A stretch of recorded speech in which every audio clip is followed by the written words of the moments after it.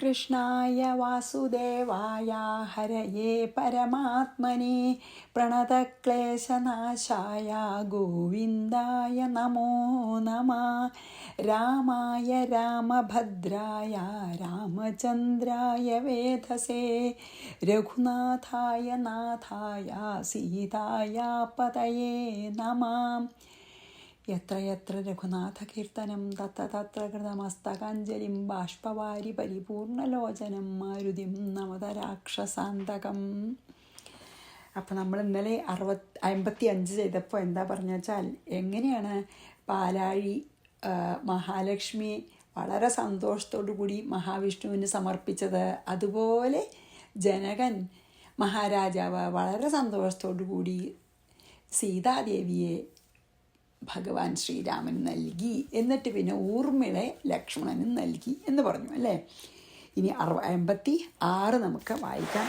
തഥൈവ ശ്രുതകീർത്തിം ച മാണ്ഡവീം ഭ്രാതൃകന്യകേ ഭരതായ ദദാവേകം ശത്രുഘ്നായ പരം ദദൗ. തഥാ ഏവ അതേപോലെ തന്നെ ഭ്രാതൃകന്യകെ, ഈ ജനക മഹാരാജാവിൻ്റെ സഹോദരൻ്റെ പുത്രിമാരായിട്ടുള്ള ശ്രുതകീർത്തി, മാണ്ഡവി, ഇങ്ങനത്തെ 2 പെൺകുട്ടികളെ, അതായത് സീതയുടെ ഫസ്റ്റ് കസിൻ, അച്ഛൻ്റെ അനിയൻ്റെ മക്കളെ, മീൻസ് ചെറിയച്ഛൻ്റെ മക്കളെ, അവർ ശ്രുതകീർത്തിയും മാണ്ഡവിയും ഏകാം ഭരതായ ദദൗ, ഒരാളെ ഭരതന് നൽകി, അപരാം മീൻസ് പിന്നെ എന്താണ് ശ്രുതകീർത്തിയെ അല്ല മാണ്ഡവിയാണ് തോന്നുന്നത്, ഭരതനല്ലേ അല്ല അതാണ് ശ്രുതകീർത്തി മാണ്ഡവി എന്ന് 2 പേരിലെ മാണ്ഡവിയെ ഭരതന് നൽകി, ശ്രുതകീർത്തിയെ ശത്രുഘ്നനും നൽകി. അതായത് ഈ ജനമഹാരാജാവിൻ്റെ അനിയനൊരാളുണ്ട്, കുശധ്വജൻ എന്നാണ് പേര്. ആ കുശധ്വജൻ്റെ പുത്രിമാരാണ് ആര്? മാണ്ഡവിയും ശ്രുതകീർത്തിയും. മാണ്ഡവിയെ ഭരതനും ശ്രുതകീർത്തിയെ ശത്രുഘ്നനും നൽകി. അങ്ങനെയാണ് കേട്ടോ. അപ്പോൾ ഈ 4 ആളിലിപ്പോൾ സീത ജനകൻ നിലം ഉഴുതുമ്പോൾ കിട്ടിയതാണ്, അതായത് ഭൂമിയിൽ നിന്നുണ്ടായതാണല്ലോ, ഭൂമിസൂതയാണ് ആര്? സീത. പക്ഷെ ഊർമിള സ്വന്തം മകളാണ്, ശരിക്കുള്ള മകളാണ് ആരുടെ? ജനകൻ്റെ. പിന്നെ ജനമഹാരാജാവിൻ്റെ അനിയൻ കുശധ്വജൻ്റെ മക്കളാണ് ഭരതൻ്റെയും ശത്രുഘ്നൻ്റെയും ഭാര്യമാരായിട്ടുള്ള മാണ്ഡവിയും ശ്രുതകീർത്തിയും. അങ്ങനെ 4 പെൺകുട്ടികളെ 4 ആൺകുട്ടികൾക്ക് നൽകി. തഥൈവ ശ്രുതകീർത്തിം ച മാണ്ഡവീം ഭ്രാതൃകന്യകേ ഭരതായ ദദാവേകം ശത്രുഘ്നായ പരം ദദൗ. ചത്വാരോ ദാരസമ്പന്നാ ഭ്രാതര ശുഭലക്ഷണ വിരേജു പ്രഭയാ സർവേ ലോകപാല ഇവാപരേ. ശുഭലക്ഷണ ദാരസമ്പന്നാ ചത്വാര ഭ്രാതര, അതായത് നല്ല ലക്ഷണങ്ങൾ തികഞ്ഞവരും ഭാര്യമാരോട് കൂടിയവരും ആയ ഈ 4 സഹോദരന്മാർ എല്ലാവരും പ്രഭയ അപരേ ലോകപാല ഇവ വിരേച്ചു. അവരുടെ ഒരു തേജസ് കണ്ടാൽ വേറെ 3-4 ലോകപാലന്മാരാണോ എന്ന് തോന്നുന്ന അത്ര തേജസ്വികളായിരുന്നു. അത്ര തേജസ്വികളായിട്ടുള്ള വേറെ ഇപ്പോഴുള്ള ലോകപാലന്മാർക്ക് പുറമെയുള്ള 4 ലോകപാലകന്മാരാണോ എന്ന് തോന്നുമാറ് ഈ 4 സഹോദരന്മാരും ഭാര്യാസഹിതരായിട്ട് വളരെ തേജസ്വികളായി കാണപ്പെട്ടു. വേറെ നല്ല ലോകപാലകന്മാരാണോ എന്ന് തോന്നും എന്ന് പറഞ്ഞാൽ അത്ര നല്ല ലക്ഷണങ്ങളൊത്ത 4 രാജകുമാരന്മാർക്ക് നല്ല രാജകുമാരിമാർ അല്ലേ. അപ്പോൾ അവർ വളരെ ഒരു ഇതായിട്ട്. ചത്വാരോ ദാരസമ്പന്ന ഭ്രാതര ശുഭലക്ഷണ വിരേജു പ്രഭയാ സർവേ ലോകപാല ഇവാപരേ. ഇനിയോ 58. തതോബ്രവീദ്വസിഷ്ഠായ വിശ്വാമിത്രായ മൈഥില ജനക സ്വസുതോ ദന്തം നാരദേനാഭിഭാഷിതം. തഥാ മൈഥില ജനക. അനന്തരം മിഥില രാജാവായ ജനക മഹാരാജാവ് നാരദേന അഭിഭാഷിതം സ്വസുതോദന്തം, നാരദനാൽ പറയപ്പെട്ട തൻ്റെ പുത്രിയുടെ വൃത്താന്തത്തെ വസിഷ്ഠായ വിശ്വാമിത്രായ അബ്രവീത്. വസിഷ്ഠ വിശ്വാമിത്രന്മാരോട് പറഞ്ഞു. അതായത് ഈ വിവാഹം കഴിഞ്ഞപ്പോൾ ജനക മഹാരാജാവ് നാരദമുനി ജനകനോട് പറഞ്ഞതായിട്ടുള്ള സീതയുടെ കഥ വസിഷ്ഠനോടും വിശ്വാമിത്രനോടും പറഞ്ഞു. അതായത് സീത ഇങ്ങനെ പിന്നെ എന്താണ് ഭൂമിദേവി അല്ല എന്താണ് മഹാലക്ഷ്മിയുടെ അവതാരം തന്നെയാണ്. എന്താണ് സീത ജനിക്കാനുണ്ടായ കാരണം, ഇനി രാവണനെ കൊല്ലൊക്കെ വേണമല്ലോ, അതിനാണ് അത് പറഞ്ഞു എന്ന് പറയാണ്. അപ്പോൾ തതോബ്രവീത് വസിഷ്ഠായ, വസിഷ്ഠനോടും വിശ്വാമിത്രനോടും ജനകൻ പറഞ്ഞു. പക്ഷെ ജനകനോട് നാരദൻ പറഞ്ഞതാണ് കേട്ടോ.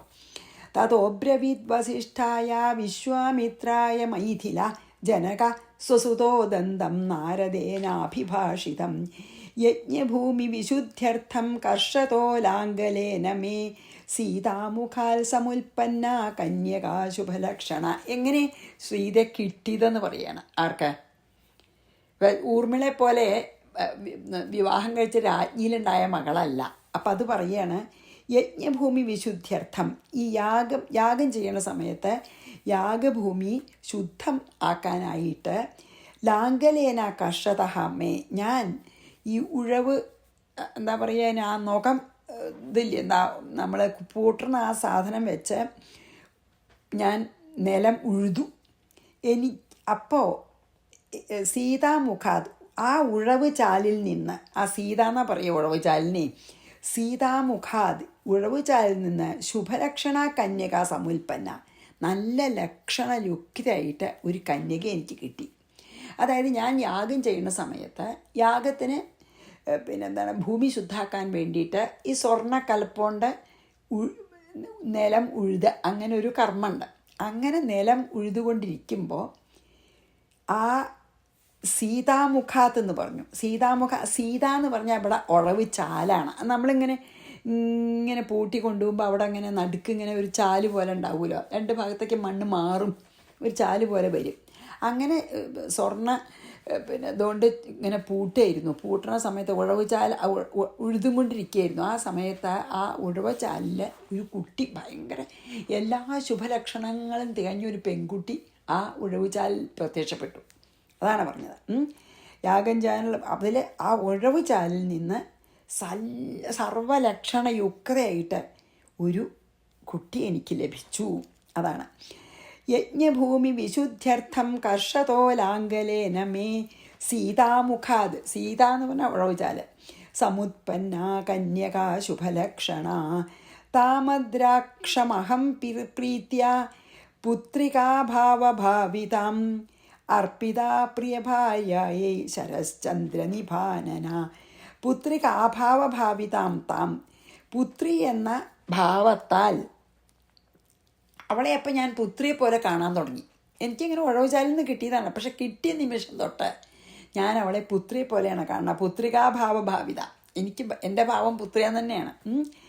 പുത്രിയായിട്ട് ഞാൻ കാണാൻ തുടങ്ങി.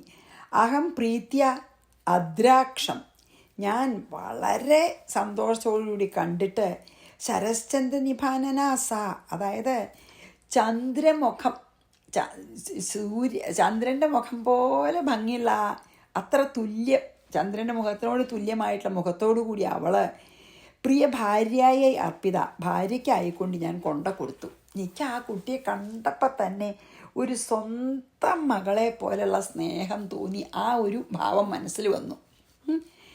അത്ര കണ്ടാൽ ശരിക്കും ചന്ദ്രമുഖി എന്ന് പറയാം, അത്ര ഭംഗിയുള്ള ഒരു കുട്ടിയായിരുന്നു. ആ കുട്ടിയെ ഞാൻ എൻ്റെ ഭാര്യയ്ക്കായിക്കൊണ്ട് കൊടുത്തു എന്ന്.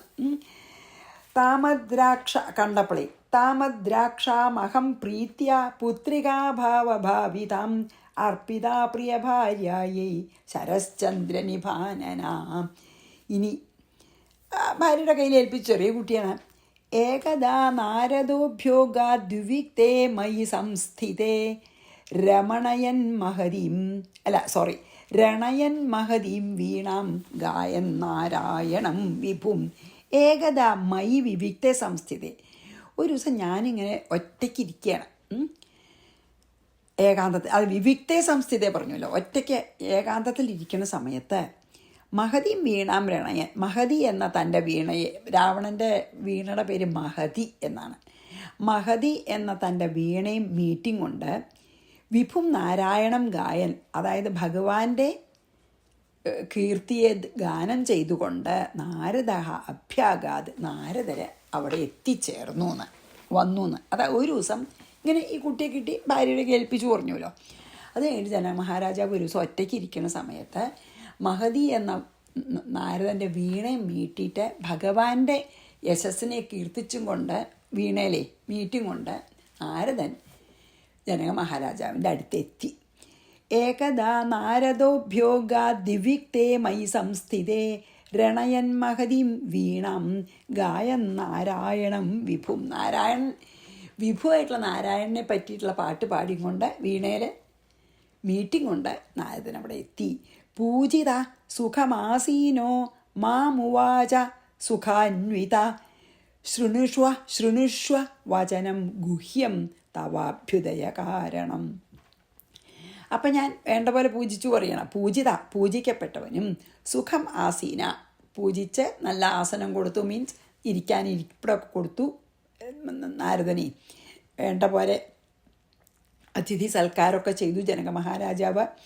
സുഖാന്വിത, സുഖത്തോടു കൂടിയവനുമായിട്ട്, തവ അഭ്യുദയ കാരണം ഗുഹ്യം വചനം ശൃണുഷ്വ, അങ്ങയുടെ അഭ്യുദയത്തിന് കാരണമായിട്ടുള്ള ഒരു കാര്യം ഞാൻ വളരെ രഹസ്യമായിട്ടൊരു കാര്യം പറയാം, കേട്ടാലും മാം ഉവാച എന്ന് പറഞ്ഞ് എന്നോട് പറഞ്ഞു. എന്താ ചെയ്താൽ, ഞാൻ മുനി വന്നപ്പോൾ ഞാൻ സാദരം പൂജിച്ച് പിന്നെ എന്താണ് ഇരിക്കാൻ ഇതൊക്കെ കൊടുത്ത്, ആസനമൊക്കെ കൊടുത്ത്, അതായത് പിന്നെ ഇരിക്കാനുള്ള ഇരിപ്പിടമൊക്കെ കൊടുത്ത് മുനി വളരെ സന്തോഷവാനാക്കിയതിന് ശേഷം അപ്പോൾ അങ്ങനെ ഇരിക്കുന്ന സമയത്ത് നാരദമുനി പറഞ്ഞു, അങ്ങയുടെ ശ്രേയസ്സിന് കാരണമായിട്ടുള്ള ഒരു രഹസ്യം ഞാൻ പറയാം, കേട്ടോളൂ പറഞ്ഞു.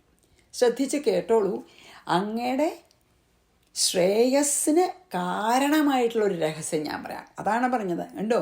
അഭ്യുദയകാരണം ഗുഹ്യം വചനം, രഹസ്യമായിട്ടുള്ളൊരു കാര്യം ഞാൻ പറയാം, ശൃണുഷ്വ, കേട്ടോളൂ എന്ന് പറഞ്ഞു കേട്ടോ. ആര്? നാരദനെ. പൂജിത സുഖമാസീനോ മാമുവാച സുഖാന്വിത ശൃണുഷ്വ വചനം ഗുഹ്യം തവാഭ്യുദയ കാരണം. ശ്രേയസ്കരമായിട്ടുള്ള കാര്യം പറയാം അങ്ങയ്ക്കുണ്ടാവാൻ പോണത്.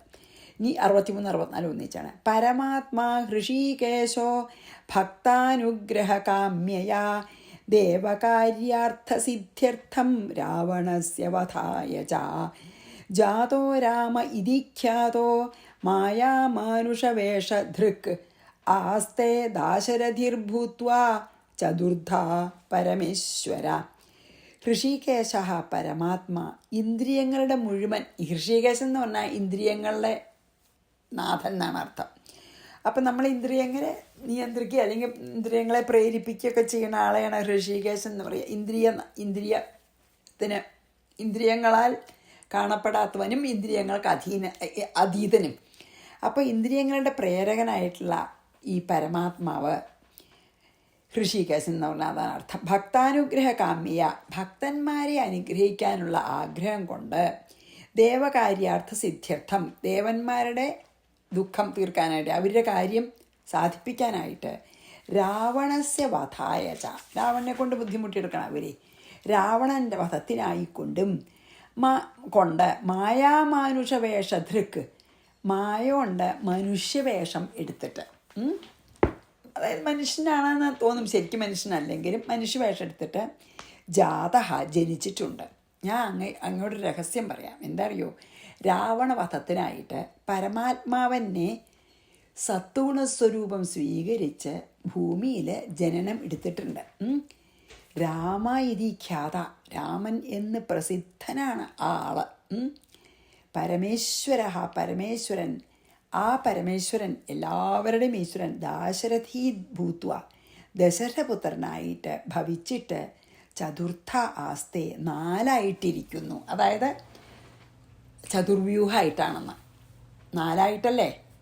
അതായത് ശ്രീരാമനും ലക്ഷ്മണനും ഭരതനും ശത്രുഘ്നനും ആയിട്ടാണ് ഭഗവാന്റെ തേജസ് പ്രത്യക്ഷപ്പെട്ടിരിക്കുന്നത്.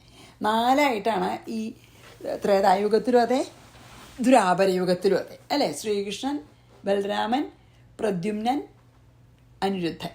അതേപോലെ തന്നെ ശ്രീരാമൻ, ലക്ഷ്മണൻ, ഭരതൻ, ശത്രുഘ്നൻ. അതാണ് പറഞ്ഞത് 4 രൂപത്തിൽ ദശരഥൻ്റെ പുത്രന്മാരായിട്ട് ജനിച്ചിരിക്കുന്നു.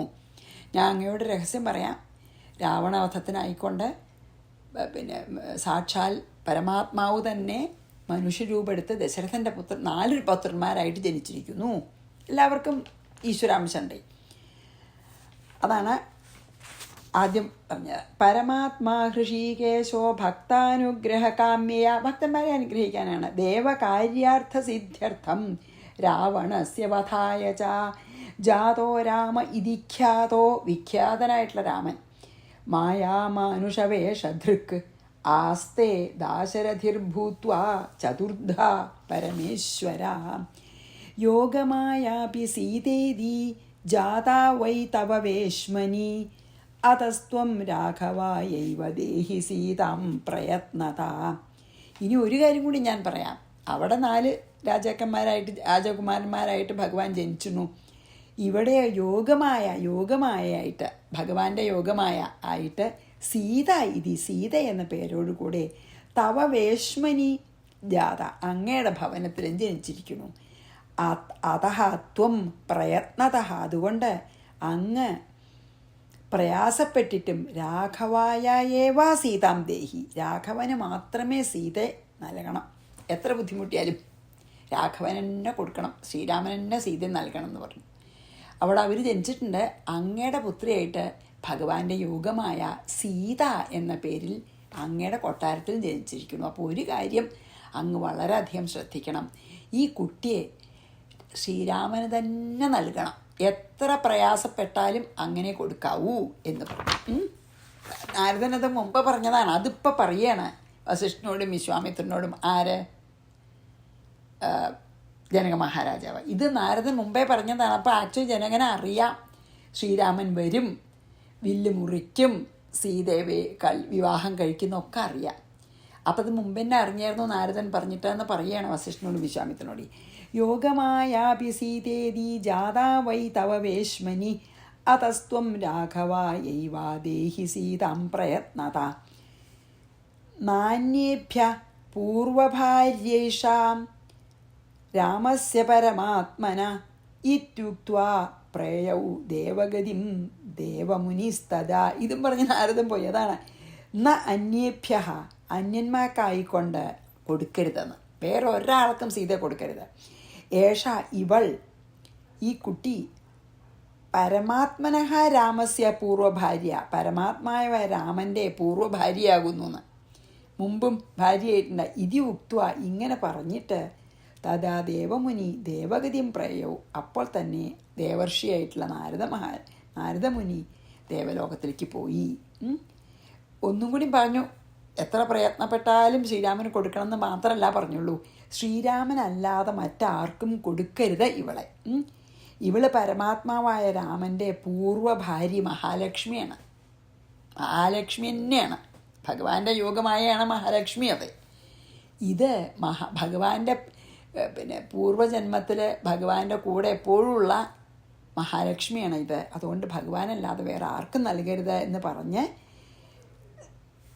നാരദൻ്റെ പാട്ടിന് വീണയും വായിച്ച് 14 ലോകം ചുറ്റിക്കറങ്ങല്ലേ പണി പോയി. അതാണ് ഇവിടെ പറഞ്ഞത്. ഇനി നമുക്ക് 1, 2, 3, 4, 5, 6 ശ്ലോകം ഒന്നിച്ചാണ്. അതങ്ങോട്ട് നമുക്ക് ചെയ്യാം അല്ലേ? അല്ലെങ്കിൽ നമുക്ക് ഇതിൽത്തും കൂടി നോക്കാം കേട്ടോ. ഏതാറിയോ, എന്താ പറയുക, എന്താ ഈ എഴുത്തച്ഛൻ്റെ നോക്കാം. എന്താ അറിയോ, അതാണ് ഇത്. ഇപ്പോൾ ഈ ഭാഗം തന്നെ നമുക്കൊന്ന് വായിക്കാൻ തരും. നല്ല രസമാണ്. അതോ ഊർമിള തന്നെ വേട്ടു ലക്ഷ്മണ കുമാരനും കാമ്യാംഗിമാരാം ശ്രുത കീർത്തിയും മാണ്ഡവിയും ഭരത ശത്രുഘ്നന്മാർ തന്നെ പത്നിമാരായി പരമാനന്ദം പൂണ്ടു വസിച്ചാരെല്ലാവരും കുശികാത്മജനോടും വസിഷ്ഠനോടും കൂടി, അതായത് വിശ്വാമിത്രനോടും വസിഷ്ഠനോടും കൂടി വിശദസ്മിതപൂർവം പറഞ്ഞു ജനകനും മുന്നം നാരദനരുൾ ചെയ്തു കേട്ടിരിപ്പു ഞാൻ എന്നുടെ മകളായ സീതാവൃത്താന്തമെല്ലാം.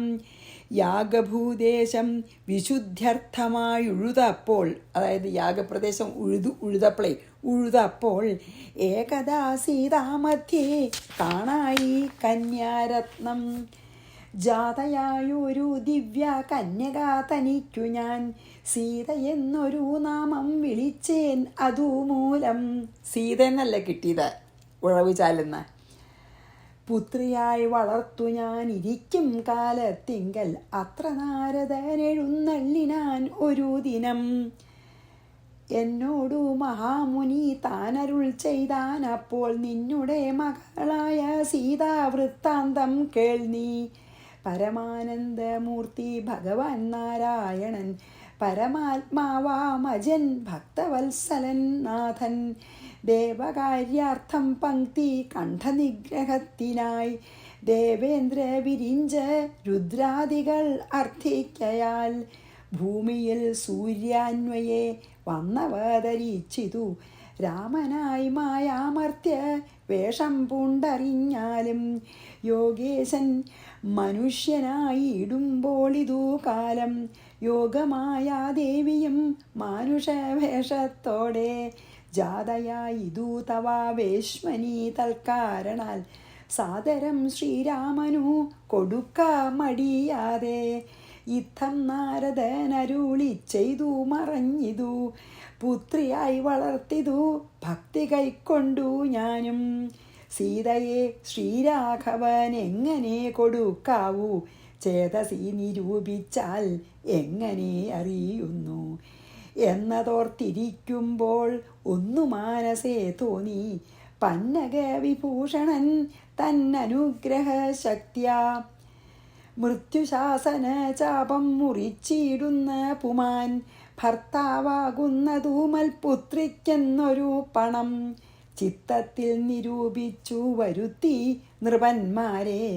ശക്തിയില്ലിതീനെന്നു പൃഥ്വിപാലകന്മാരും ഉദ്ധത ഭാവമെല്ലാം അകലെ കളഞ്ഞുടൻ ബുദ്ധിയും അടങ്ങിക്കൊണ്ടാരല്ലോ.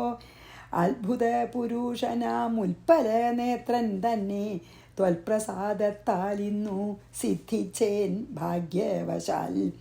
അതുകൊണ്ടാണ് ആ ശിവൻ്റെ വില്ല് പൊട്ടിക്കുന്ന ആൾക്കെ കൊടുക്കുള്ളൂ പറഞ്ഞത്. വേറെ ആർക്കും പറ്റില്ല എന്ന് ജനകനറിയാം. മറ്റേ ശ്രീരാമന് മാത്രമേ കൊടുക്കാവൂ എന്ന് പറഞ്ഞുല്ലോ. അതുകൊണ്ടാണ് അങ്ങനെ ഒരു പണം എന്ന് പറഞ്ഞത്, പണം വെച്ചത്. അതായത് അത് ശിവൻ്റെ വില്ല് ഒടിച്ചവർക്ക് മാത്രമേ കൊടുക്കൂ എന്ന് പറഞ്ഞു. അപ്പോൾ സാധാരണക്കാർക്കൊന്നും പറ്റില്ലല്ലോ, വിഷ്ണുവിനെ പറ്റില്ലേ, അതറിയാം. ദർപ്പക സമാനായ ചിൽപുരുഷനെ നോക്കി ചിൽപ്പിൽപ്പാടു തെളിഞ്ഞുര ചെയ്തിതു ജനകനും. അദ്യമേ സഫലമായി വന്നു മാനുഷ ജന്മം ഖദ്യോതായുധ സഹസ്രോദ്യോത രൂപത്തോടും ഖദ്യോത അന്വയെ പിറന്നൊരു നിന്തിരുവടി വിദ്യുൽ സംയുതമായ ജീമൂതമെന്ന പോലെ ശക്തിയാം ദേവിയോടും യുക്തനായി കാൺക മൂലം ഭക്തവത്സലാമമാ സിദ്ധിച്ചു മനോരഥം. സന്തോഷമായി, ചേരേണ്ടവർ ചേർന്നുല്ലോ. ഭക്തി സംഭവിക്കണം, മുക്തിയും ലഭിക്കണം. ത്വൽപാദാംബുജകളീതാംബുവിന്ദുക്കൾ ധരിച്ചുൽപ്പലോത്ഭവൻ ജഗത്തൊക്കവേ സൃഷ്ടിക്കുന്നു.